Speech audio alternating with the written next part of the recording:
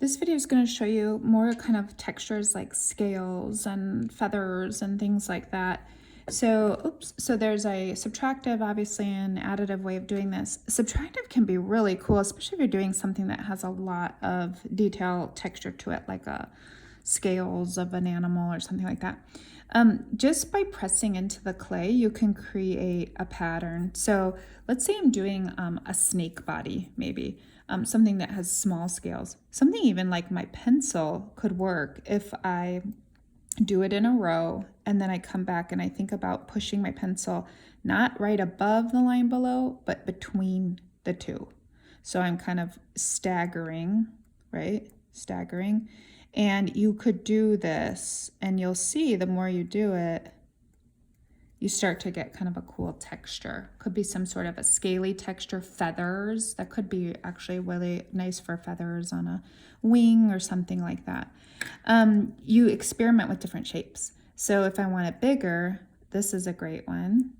And look at how fast and easy I can start to create a scaly texture. Now, you would want to do this with purpose. You don't just start randomly doing it. You're thinking about it going up the body. Maybe they get smaller and smaller, right? And closer together. And I'm doing it fairly fast, but you would kind of take your time and make sure that you're really thinking about the placement. When you're doing it, it helps to start at the bottom and go up, since they're going to kind of overlap. So that's a cool way to kind of get some scaly texture without having to actually carve each one, and it looks better. It usually always looks better. So a triangular tip tool works. A rounded one can look cool for something like maybe fish scales. I don't know. I mean, just even think this might not even be on an animal. It might be some other texture. The fur, the chest of an owl, something like that. So rounded, triangular, your pencil is kind of like a triangle, that works. Find things, try a fork, try something else in your house that you have. So that's one way to do texture. And then the other way would be to do it additively, meaning it takes a little time, but sometimes it's really worth it to, let's say I'm doing feathers, instead of just carving it in or pressing in, I can actually make a bunch of little feathers. Sometimes it doesn't take as long as you think. So what I'm going to do is I'm going to roll some pieces like little carrots. So one end is narrow and one's fat.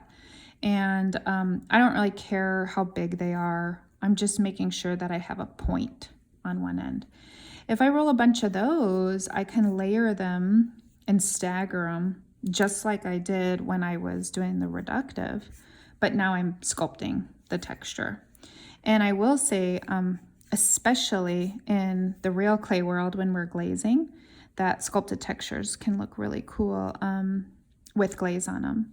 So can the carved ones, but these can look cool. So now I've got all these little kind of carrot shapes. And you notice I didn't spend a bunch of time on them, right?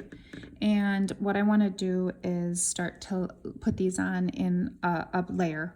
I would start at the bottom. I'm going to start here so you can see easier.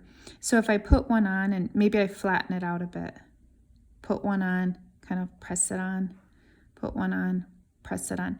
These you don't need to slip and score. We're going to blend a lot, but if you really wanted to, you could just slip and score this whole area.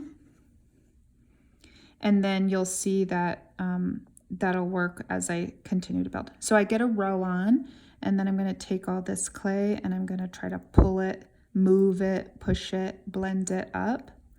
And then I'm going to come with my next layer and stagger it. So I put it between the two below, between the two below, and between the two below. And you're getting just a real small snapshot of this, but I think you can start to see how that can look really cool as a sculpted texture, a built-on texture. It can get pretty fat fast. So the smaller, thinner you make your little additives, the better, or maybe you experiment with pushing them. But the more you touch them, they kind of can get, less clean looking. So I always try to just touch that top edge. So those are some ideas for scaly textures, subtractive and additive. And they go for anything, guys, like feathers, fish scales, It could also be, I don't know, other textures and things too.